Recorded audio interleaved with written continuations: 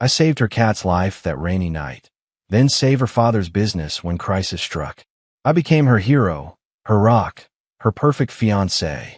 But at our wedding, she publicly called her ex the love of her life as a joke. So I walked out. Now she's crying, begging me to come back, while still texting him. Some pranks reveal the ugly truth, and mine was believing she ever chose me. My name is Blake Harrington. I'm 36 years old and the proud owner of Harrington Animal Hospital in Portland. That night started like any other emergency call. A distraught pet owner, a sick animal, and me dropping everything to help. Little did I know it would change the entire course of my life. The woman pacing outside my clinic was soaked to the bone, clutching a pet carrier with white knuckles. Lauren Wilkins, though I didn't know her name then, had the most striking blue eyes I'd ever seen, even rimmed red from crying over her Siamese cat. "Please, he's all I have," she pleaded as I unlocked the doors. The cat had ingested something toxic, and it took every ounce of my expertise to save him.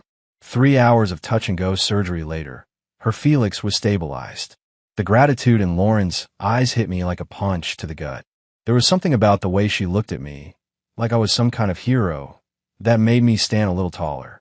"Most vets would have turned me away this late," she said, wiping away tears. "I don't know how to thank you. Coffee would be a start," I heard myself say, surprising us both. Our first date turned into our second, then our fifth, then suddenly we were 6 months in, and I couldn't remember what life was like before her. Lauren was vibrant and captivating, a PR maven who managed celebrities and their crises with the same calm assurance I handled animal emergencies. I learned about her ex, Austin, in fragments, a bitter remark here, and I roll there. "Biggest mistake of my life," she called him. Owner of Lunar, the flashiest nightclub in town, Austin Wallace was everything I wasn't: loud, showy, connected to the city's elite. Lauren claimed he was manipulative, self-centered, and that leaving him was the best decision she'd ever made. "Men like that don't change," she told me one night as we lay in bed. Thank God I found someone real. Being real was something I prided myself on. I worked with my hands, saved lives, and built my business from nothing. When a pipe burst in Lauren's apartment building in the dead of winter, I spent 2 days helping elderly residents relocate, carrying their belongings, and setting up temporary quarters in the community center. Lauren watched me work with something like wonder in her eyes. "My hero," she called me, without a trace of irony. What man doesn't want to be someone's hero? I fell hard and fast, believing I'd found a woman who valued substance over style, someone who saw my worth beyond material flash and status. I was wrong, but that realization was still months away, waiting for me at an altar I would ultimately walk away from, leaving behind the woman I thought I knew and the life I had planned. 8 months into our relationship, Lauren and I faced our first real challenge. Her father, Richard Wilkins, suffered a massive heart attack. I was elbow deep into surgery when she called, her voice breaking as she explained that her family was gathering at Portland Memorial Hospital. "I don't know what to do, Blake," she sobbed. "Dad's always been invincible." I finished the procedure, arranged emergency coverage for my remaining appointments, and drove straight to the hospital. Lauren collapsed into my arms in the waiting room, her PR-perfect composure shattered. Her mother sat shell-shocked in the corner, while her younger sister paced frantically. "The doctors say it's serious," Lauren whispered against my chest. "They're not sure if he'll make it." For the next 72 hours, I practically lived at that hospital. I made sure Lauren ate, brought fresh clothes for everyone, and coordinated with distant relatives. When Lauren's mother nearly fainted from exhaustion, I convinced her to let me drive her home for a proper rest. When the hospital cafe closed, I found the only open diner in town and brought back hot meals. Small things, really, but sometimes it's the small things that matter most during a crisis. On the third night, as we dozed uncomfortably in the waiting room, the surgeon finally emerged with good news. Richard had stabilized. He'd need bypass surgery and months of recovery, but he'd make it. The relief in that moment was palpable, but it came with a new set of challenges. Richard ran a construction company that couldn't simply shut down while he recovered. Lauren's brother-in-law tried to step in, but he was overwhelmed within days. Dad's biggest client is threatening to pull their contract, Lauren told me one evening, her eyes hollow with worry. That business is his legacy. If it falls apart while he's recovering, I'm not a construction expert, but I understand business. The next morning, I postponed all non-emergency appointments at my clinic and accompanied Lauren's brother-in-law to the client meeting. These corporate types expected to intimidate him. They didn't expect me. Mr. Wilkins' health situation is temporary, I told them firmly. But your decision today will have permanent consequences for your project. You can restart with a new contractor who doesn't know your needs. Or you can show a little humanity and give this company 2 weeks to reorganize. I laid out a transition plan I'd sketched the night before. By the end of the meeting, not only had they agreed to stay, they'd extended their timeline with minimal penalties. When Lauren found out what I'd done, she looked at me differently, like she was truly seeing me for the first time. Nobody's ever fought for my family like that before, she said that night, curled against me in her childhood bedroom, where we were staying to help her mother. Austin would have seen Dad's illness as an inconvenience. I didn't like being compared to her ex, but the comparison flattered me. That's what you do for people you love, I said simply. That night, Lauren whispered that she was falling in love with me. 2 weeks later, as her father began his recovery, she moved into my lakeside home. Life seemed perfect, but even as we settled into domestic bliss, I occasionally caught Lauren checking her phone with an odd expression or stepping away to take calls in private. At the time, I chalked it up to work stress. Trust comes easily when you believe in someone completely. A year into our relationship, I decided to propose to Lauren. I designed the perfect ring, an emerald surrounded by diamonds that matched her eyes. The plan was simple but meaningful. A sunset proposal at the animal sanctuary where we'd volunteered together. That evening, surrounded by the creatures we'd helped save, I dropped to one knee. Lauren's eyes filled with tears as she said yes. Everything felt right, almost. The strange moment came later at our celebration dinner. Lauren excused herself to freshen up, but was gone nearly 20 minutes. When she returned, her makeup looked untouched, but she seemed different, distracted. I caught a glimpse of her phone screen as she slipped it into her purse. A text conversation with someone saved as A.W. Austin Wallace, her supposedly horrible ex. Everything okay? I asked. Just work, she replied too quickly. A celebrity client having a meltdown. I chose to believe her. After all, we'd just gotten engaged. My doubts seemed petty in the face of our commitment. Planning the wedding brought Lauren's parents into our lives more deeply. Her father had recovered well and took me fishing one weekend while Lauren and her mother discussed venues. I wasn't sure about you at first, Richard admitted as we cast our lines into the still lake. Lauren's taste in men hasn't always been the best. You mean Austin? I asked, seizing the rare opportunity to learn more. Richard's expression darkened. That flashy nightclub owner? He charmed her for years. On again, off again drama. Lauren would cry about how terrible he was, then run back to him a month later. We thought she was finally done with him when she met you. The words hit me like a bucket of ice water. Lauren had told me they dated briefly. Not years. Not on and off. And certainly not that she'd repeatedly gone back to him. When Lauren's sister visited the following week, she accidentally let slip another revelation. It's nice seeing Lauren settled down. After she and Austin broke up at New Year's, we weren't sure she'd ever. She stopped, noticing my confusion. Sorry, I thought you knew they were together until right before she met you. That timeline didn't work. Lauren and I had met in October. If she'd been with Austin until January, she'd been seeing both of us for months. I confronted Lauren that night, keeping my tone measured despite my racing heart. It was complicated, she admitted, eyes downcast. Austin and I were technically broken up when I met you, but we still talk sometimes. I ended everything completely once I realized how serious we were becoming. I wanted to believe her. I chose to believe her. No more secrets, I said firmly. I need complete honesty from now on. Of course, she promised, kissing me deeply. You're the only one I want. 2 days later, I found an invitation to Austin's nightclub opening in our mail, addressed personally to Lauren. She claimed she had no idea how it got there. 3 months before our wedding, I received an anonymous email with a photo attachment. The sender's address was unfamiliar, just a string of random numbers and letters. I almost deleted it as spam until I saw the subject line. Your fiancée isn't who you think she is. The photo showed Lauren and Austin outside his nightclub, dated just 2 weeks earlier. They weren't kissing or even touching, but their body language spoke volumes. Heads close together, Lauren laughing at something he said, his hand hovering near her waist. I confronted Lauren that evening, trying to keep my voice steady as I showed her the photo on my phone. It's not what it looks like, she insisted, her PR training evident in how quickly she composed herself. Austin's hosting a charity event at Lunar. He wanted our firm to handle publicity, so we had a professional meeting. At midnight, I asked, pointing to the timestamp. You know, nightlife business happens at night, Blake, she countered smoothly. I was going to tell you, but I knew you'd overreact because of your issues with Austin. My issues. I'd never even met the man. I trust you, I said finally, though the words felt hollow. But I need to know you're being honest with me. Lauren's relief was palpable. She promised complete transparency moving forward, even suggesting I join her for the charity event planning.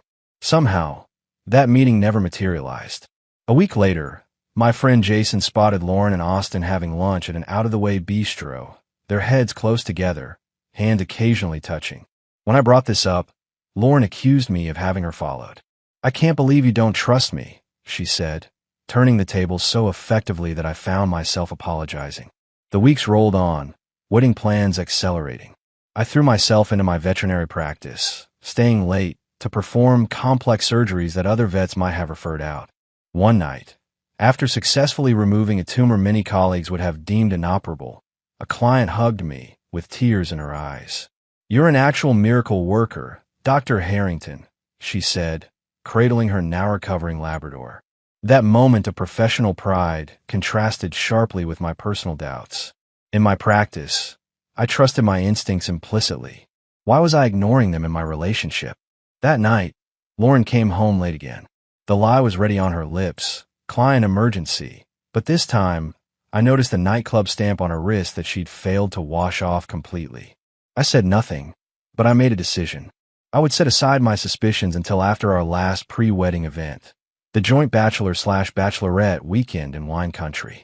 One final chance to see if my doubts were justified or merely cold feet.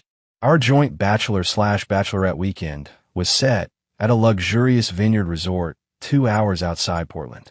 Both our friend groups mingled, sampling wines and enjoying the spring sunshine. Lauren appeared completely devoted, rarely leaving my side except when her bridesmaids pulled her away for pre-planned activities. The trouble began our second night there. During dinner, Lauren's phone kept lighting up with texts. She excused herself repeatedly, each time returning slightly more flustered.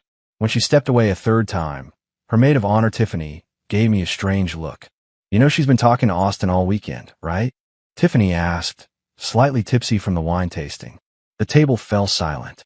Lauren's friends looked uncomfortable, mine confused. Tiffany, shut up, Lauren's sister hissed. What? He deserves to know, Tiffany continued, oblivious to the tension. She invited Austin to the wedding. Didn't you know?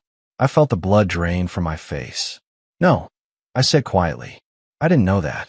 When Lauren returned, she sensed the changed atmosphere immediately. I asked her directly, in front of everyone, if she'd invited Austin to our wedding. It's not a big deal, she said defensively. He's still part of my professional circle. It would look weird if he wasn't invited. That's not what you told me last night, Tiffany interjected.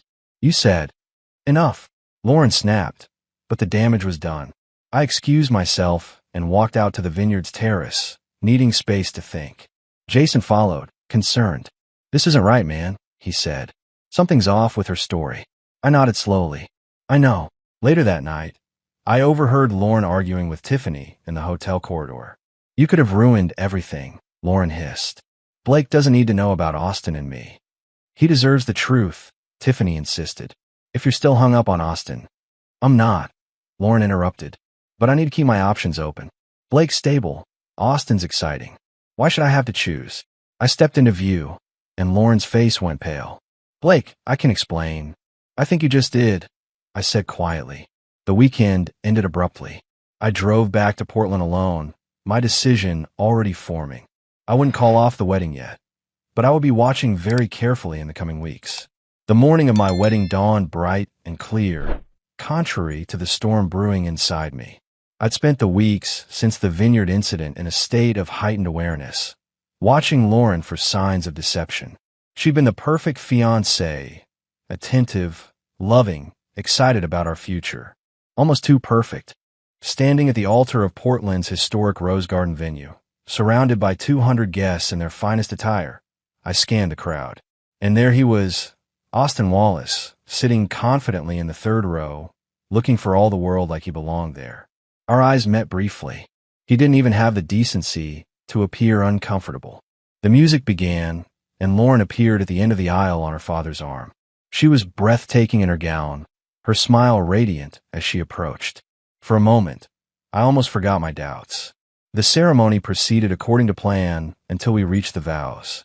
Lauren had insisted on writing her own, a suggestion I'd eagerly agreed to months ago. Now I tensed, wondering what she would say. Lauren took the microphone, her smile dazzling the crowd. Before I share my vows, she began, I want to acknowledge someone special here today. My heart stopped. Austin Wallace, my dear friend, who has supported me through so many chapters of my life. The crowd murmured in confusion. I stood frozen, unable to process what was happening. In many ways, Lauren continued, her eyes finding Austin in the crowd. The love of my life and my best friend. Gasps echoed through the garden. I saw my parents exchange horrified glances. Lauren's mother covered her face. Then Lauren laughed, high and bright. Just kidding, everyone. You should see your faces, especially yours, Blake. She turned to me with a playful smile. It's just a little prank. Austin's been such a sport about playing along. Silence fell over the gathering. Lauren's smile faltered slightly as she realized her joke had fallen flat. Go on with your actual vows, dear. The officiant prompted gently, clearly trying to salvage the moment. But something had shattered inside me. In that moment of stunned silence, everything became crystal clear. I stepped back, my voice steadier than I felt. I'm afraid I can't continue with this ceremony. Lauren's smile vanished. Blake, it was just a joke. Then here's my punchline, I said, loud enough for the front rows to hear. I'm pulling out of this wedding. We're done. I walked down the aisle alone, maintaining my composure despite the shocked whispers and stares. Only when I reached my truck did I allow myself a moment to breathe, hands shaking on the steering wheel. Behind me, the perfect wedding descended into chaos. I drove aimlessly for hours after leaving the Rose Garden, eventually finding myself at the coast, watching waves crash against the rugged Oregon shoreline. My phone had exploded with messages and missed calls from Lauren, her parents, my family, our friends. I silenced it and focused on the horizon. The first person I actually spoke to was Jason, who found me at the beach house I'd rented on impulse. How did you find me? I asked, letting him in. Remember when we installed that tracking app during our camping trip last year? He shrugged, figured this qualified as an emergency. Jason handed me a beer and sat across from me, not pushing for explanations. That's what true friendship looks like, showing up and just being there. Finally, I asked, how bad was it after I left? Nuclear, he admitted. Lauren was hysterical, alternating between crying and screaming that you'd humiliated her. Her parents tried to control the damage. Austin slipped out pretty quickly. I nodded, unsurprised. And everyone thinks I'm a villain. Not everyone, Jason countered. Your family's behind you 100%.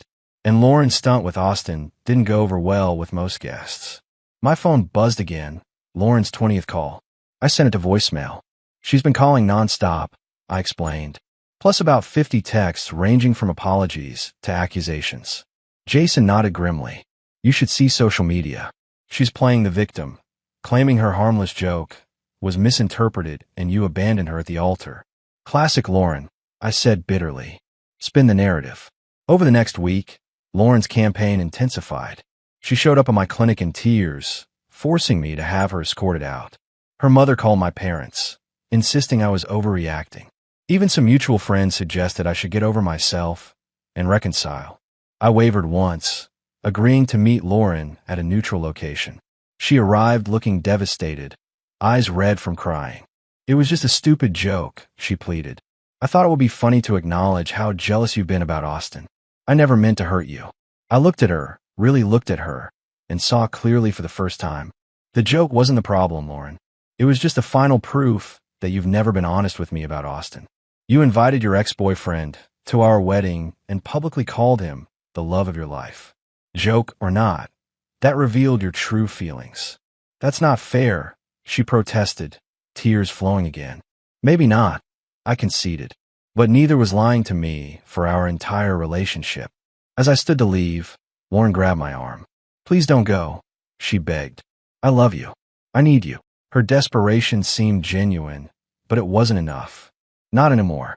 Goodbye, Lauren, I said firmly, walking away from the woman I'd almost married. 2 weeks after what local gossips now called the Rose Garden incident, I returned to my regular life. My veterinary practice became my sanctuary, the one place where problems had solutions, where care and competence yielded predictable results. If only relationships were as straightforward as surgery. Late one evening, as I was updating patient records, my receptionist Megan buzzed the intercom. Dr. Harrington, there's someone here to see you.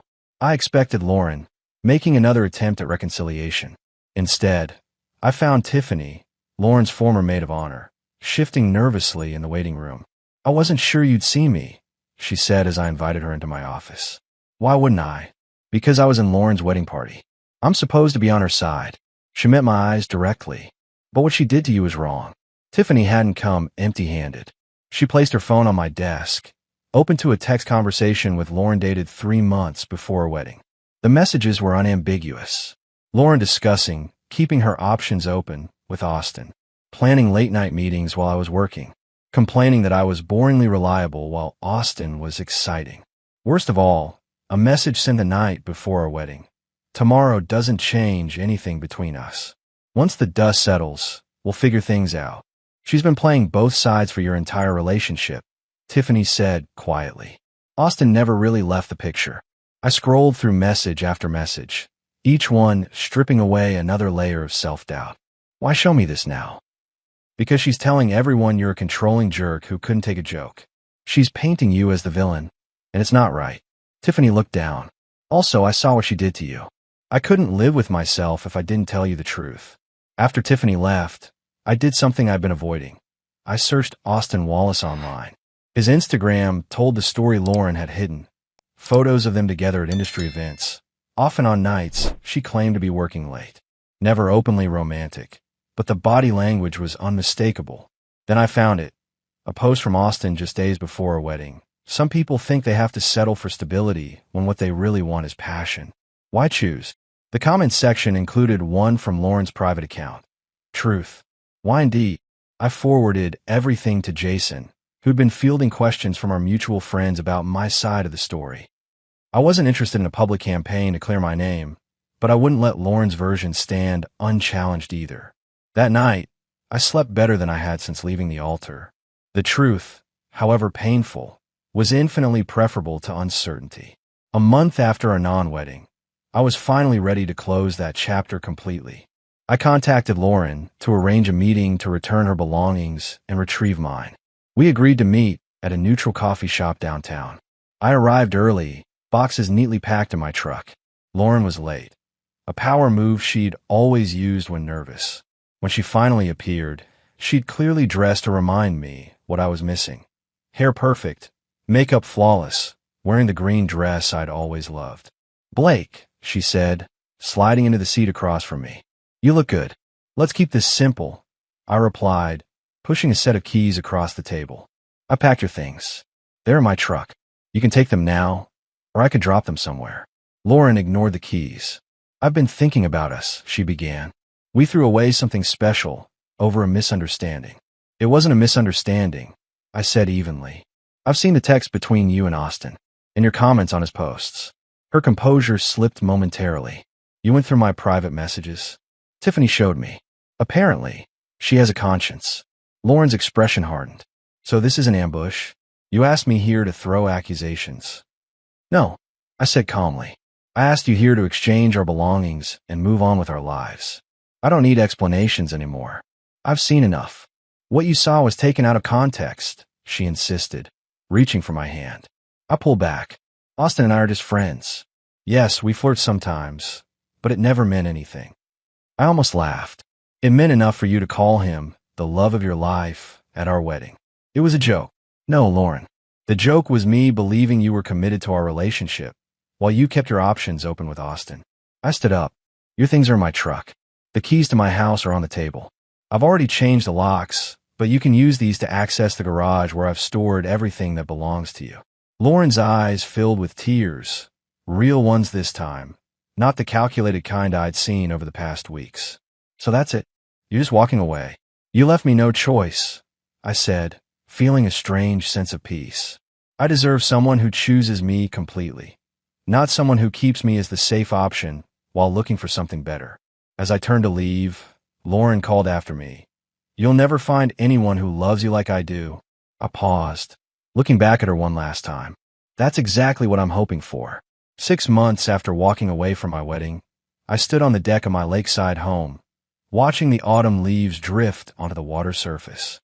Time really does heal, though not in the way people expect. It doesn't erase the pain. It teaches you to carry it differently, to understand its value. The scandal of the Rose Garden incident had faded from local gossip. Lauren had moved to Seattle for a new PR position. At least that's what Jason told me. I'd stopped checking her social media months ago. Rumor had it she and Austin were officially together now. I wished them well, genuinely. Some lessons cost more than others, but I wouldn't trade what I'd learned about myself for anything. You about ready? Jason called from inside. Everyone's waiting. Today marked the grand opening of the Harrington Animal Rescue and Rehabilitation Center, a project I'd poured myself into after the wedding debacle. I'd expanded my veterinary practice to include a state-of-the-art facility for injured wildlife and abandoned pets, complete with public education programs. The work gave me purpose during those dark months when doubting my judgment had become a daily struggle. Coming, I replied, straightening my tie. The governor was scheduled to cut the ribbon in 20 minutes. As I drove to the ceremony, I reflected on how much had changed. My practice had nearly doubled. I'd hired 3 new veterinarians and a dedicated rehabilitation specialist. I'd even been featured in a national veterinary journal for pioneering a new orthopedic technique for injured raptors. The parking lot was packed when I arrived. Local officials, donors, community supporters, and about 24 families who'd adopted animals from our shelter program. My parents stood proudly near the entrance, having flown in from Arizona for the occasion. This is quite something, son, my father said, embracing me firmly. You've built something meaningful here. The ceremony went perfectly. After speeches and the ribbon cutting, I was introducing a group of potential donors to our facility when Jason appeared at my elbow. Someone wants to meet you, he said, gesturing toward a woman standing by the raptor enclosure. Wildlife photographer doing a piece on rehabilitation centers. She's been asking specifically about your work with injured eagles. I excused myself and walked over. She was studying our resident bald eagle with genuine interest, a tall woman with auburn hair pulled back in a practical ponytail, camera hanging around her neck. Dr. Harrington, she turned as I approached. I'm Rebecca Winters. Your work here is incredible. We talked for nearly an hour about the center, about her photography, about our shared love of wildlife conservation. She asked intelligent questions and listened with genuine interest. Not once did she mention having heard about my infamous canceled wedding, though surely she must have. It had made regional news at the time. I'd love to feature your center in my next book, she said finally. Would you be open to a series of interviews over the next few weeks? I'd like that, I replied, surprised by how much I meant it. Later, after all the guests had gone and I was helping the staff clean up, Jason sidled up with a knowing grin. So Rebecca seems nice. Don't start. I warned him, though without much heat. I'm just saying, you were smiling. Really smiling, for the first time in months. I couldn't deny it. She's passionate about her work. It's refreshing. And single, Jason added innocently. I checked. I rolled my eyes but couldn't help laughing. One step at a time, man. That night, I sat on my deck again, thinking about the day, about Rebecca's genuine interest in my work, about how easy our conversation had been, about the possibility of something new. The old pain was still there, but it had transformed into something valuable, wisdom, resilience, a stronger sense of self-worth. Lauren had taught me what I didn't want in a relationship. Now it was time to discover what I did want. My phone buzzed with a text from Rebecca confirming our first interview session for her book. As I typed a reply, I smiled at the simple truth I'd finally embraced. Sometimes the best thing that can happen to you is not getting what you thought you wanted. Sometimes walking away is the first step toward finding something better.